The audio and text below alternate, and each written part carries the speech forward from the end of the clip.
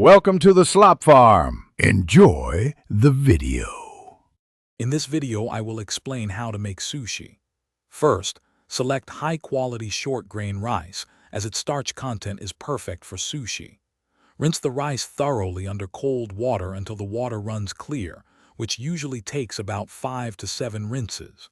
This removes excess starch, preventing stickiness. Cook the rice using a 1-to-1 ratio of rice to water, then let it steam for 10 minutes after cooking. Once your rice is cooked, it's time to season it.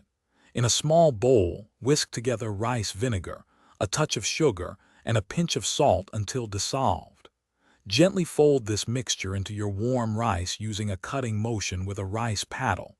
This ensures even distribution without mashing the grains.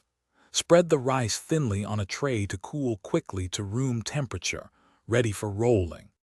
Now for the fun part, filling and rolling. Place a sheet of nori, shiny side down, on your bamboo mat. Spread a thin, even layer of seasoned rice over 2/3 of the nori, leaving a border at the top.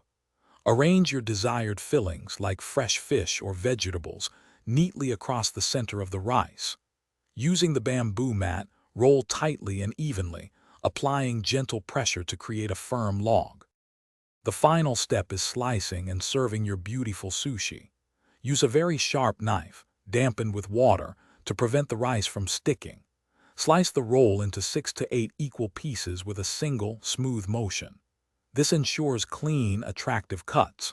Arrange your sushi artfully on a platter and serve immediately with traditional accompaniments like soy sauce, a dab of wasabi, and pickled ginger. Enjoy your homemade sushi. Thanks for watching. Consider subscribing if we helped you today.